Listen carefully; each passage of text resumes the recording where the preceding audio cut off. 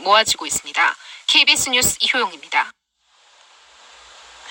아직 5월인데 일부 지역에 벌써 폭염주의보가 내려지는 등 더위의 기세가 만만치 않아 보입니다.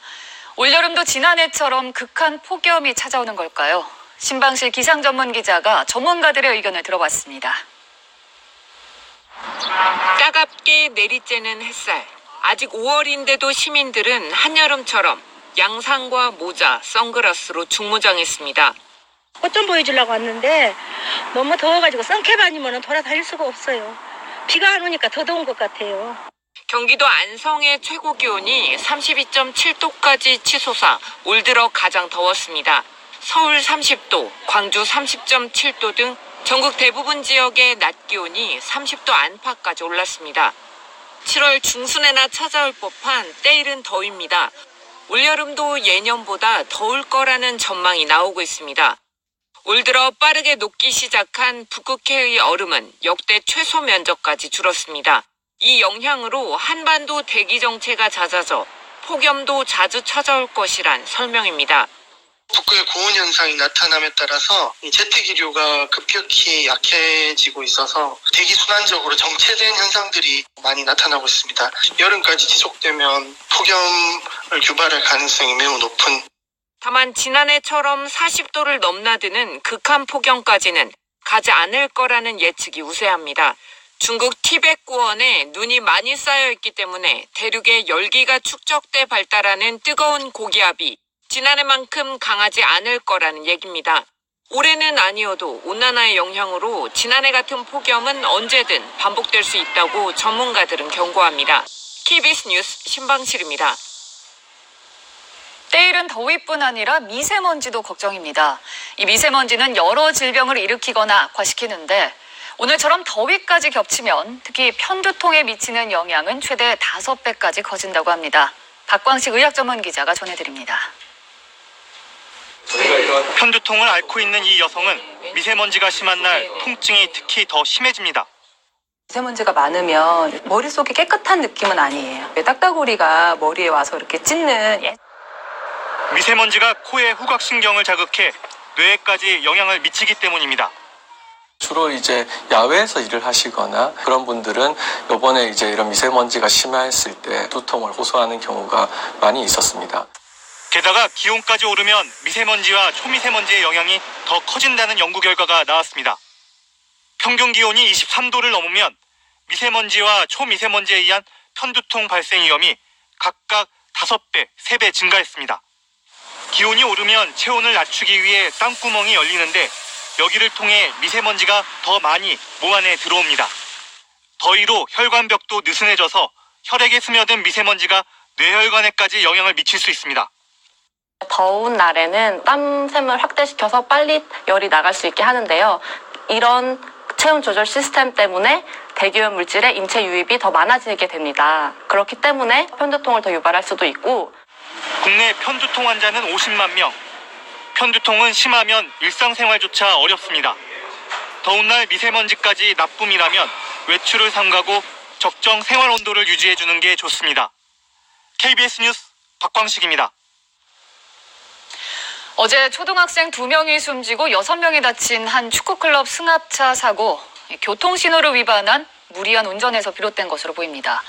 게다가 통학 차량으로도 등록되지 않았던 탓에 강화된 교통법 규정을 지켜야 할 대상에서도 빠져 있었습니다. 보도에 이진현 기자입니다. 노란 승합차가 신호대 기둥에 박혀 있습니다.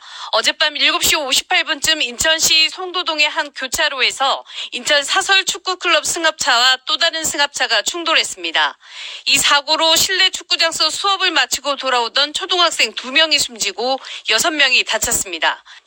경찰은 축구클럽 승합차 운전자가 신호를 위반하고 무리하게 교차로를 지나려다 옆쪽에서 출발한 다른 승합차와 충돌한 것으로 보고 있습니다. 고속을 하면서 신호 위반하지 않았나 이제 이렇게. 저 차량 블랙박스 봤는데 파란 불을 보고. 네, 그게 찍혀요. 해당 축구클럽은 서비스업으로 등록돼 있기 때문에 법적으로 통학 차량이 아니었습니다. 이 때문에 지난 2015년 통학 차량 사고를 계기로 만들어진 이른바 세리미법이 규정한 보호자 동승과 안전벨트를 매야 하는 의무에서 제외됐습니다. 사각지대가 드러난 셈이어서 법의 보완이 필요한 대목입니다. 실제 일부 아이들은 안전띠를 매지 않았습니다. 안전벨트를 몸에 걸릴 수 있는 그런 공간이 있지는 않았어요. 주민들은 어린 학생들의 희생을 안타까워하며 애도를 표하고 있습니다. 친구가 지금 안타까운 일을 겪어가지고 차 태워 보내시는 부모들은 마음이 엄청 이제 불안할 것 같아요. 경찰은 축구클럽 승합차 운전자 24살 A씨에 대해 구속영장을 신청할 예정입니다. KBS 뉴스 이진현입니다. 구직 활동을 할 때 지원 서류를 반드시 직접 방문해 내야 한다는 요구 익숙하지 않은데요. 특히 공공기관에서 정규직이 아닌 계약직을 채용할 때만 유독 이런 조건을 고집한다고 합니다. 이유가 뭘까요? 문예슬 기자가 취재했습니다. 서울시 산하의 이 공공기관은 최근 계약직 직원을 모집 중입니다. 그런데 서류는 반드시 직접 와서 내야 한다고 못 박았습니다. 취업 의지를 확인하기 위해서라고 설명합니다. 오실 정도로 하고 싶으신 분들이 오시는 거지 너보고 안 되면 그만이다 이렇게 생각하시는 분들은 안 오시죠. 우편이나 이메일 접수는 왜 안 되는지 묻자 뜬금없는 이야기를 꺼냅니다. 그러면 AI가 저희 없잖아요. AI가 있으면 받아서 바로 하면 되는데. 공무원 시험을 준비 중인 이모 씨도 계약직 일자리를 알아보다가 같은 일을 겪었습니다. 요구하는 서류 준비도 보통 일이 아니었지만 주민등록 등본을 요구한다거나 근접증명서, 자격증, 그다음에 고등학교 생활기록부, 초등학교 성적증명서, 졸업증명서 원본을 최대 한 20장 넘게도 한번 제출한 적이 있었고요. 일일이 찾아가 접수하느라 큰 고역이었습니다. 내가 왜 이런 소중한 시간에 공부할 시간을 뺏기면서 단지 원서 접수를 하기 위해서 이렇게 돌아다니고 있는 것에 대해서 좀 서글프기도 하고. 민간 기업은 물론 공공기관도 정규직 채용 때는 홈페이지나 이메일 접수가 보통입니다. 상당수 공공기관이 유독 계약직에만 방문 접수를 요구합니다.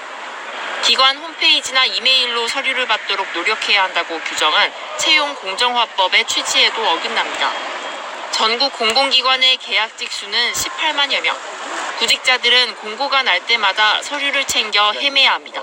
KBS 뉴스 문예슬입니다. 5.18 광주 민주화 운동을 가장 앞장서 왜곡하고 망언 만들기를 주도한 극우 인사 지만원 씨의 재판이 오늘 열렸습니다. 지 씨는 허위 사실을 퍼뜨려서 5.18에 참여한 광주 시민들의 명예를 훼손한 혐의 등을 받고 있습니다. 그런데 재판이 시작된 지 3년이 됐지만 법원이 아직도 결론을 내지 않고 있습니다. 그 사이 또 다른 5.18 망언들이 계속되면서 왜곡과 고통이 커지고 있습니다.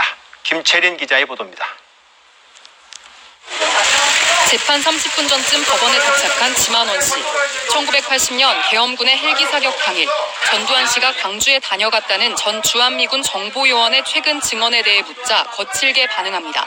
전두환 씨가 와서 직접 그 헬기 사격 지시했다고 하는데 듣지도 못한 사람들이 어디서 다 나타나가지고 뭐. 지 씨는 5.18 민주화운동에 참여한 시민들을 북한 특수군이라며 허위 사실을 인터넷 등을 통해 퍼뜨려 명예훼손 혐의로 지난 2016년 4월 기소됐습니다. 그리고 3년 1개월, 지금까지 열린 공판은 10차례뿐. 결론이 언제 내려질지 예상하기 힘듭니다. 북한군으로 지목돼 피해를 입은 광주 시민들이 법정에 나와 일일이 증언을 해야 하는 데다 계속된 5.18 망언으로 2차례나 더 기소되면서 모두 3개의 사건이 한 재판으로 합쳐졌기 때문입니다. 그동안 담당 재판부 판사도 3차례나 바뀌었습니다. 다음 재판 일정도 석 달 뒤인 8월 8일, 올해 안에 결론이 날지도 불투명한 상황입니다. 이러는 사이 망언은 정치권으로까지 확대됐고 피해자는 늘고 있습니다. 왜곡된 말 정말 삼가해 주시기 바랍니다. 앞서 지 씨는 5.18 망언으로 3번 기소돼 2차례 유죄 선고를 받았지만 모두 집행유예를 받아 수감은 피했습니다. 이 때문에 미온적인 처벌과 기약 없는 재판이 반인권적인 망언을 방조하고 있다는 목소리가 나옵니다. KBS 뉴스 김채린입니다. 지만원 씨가 이렇게 왜곡과 망언을 계속하는 데는 현행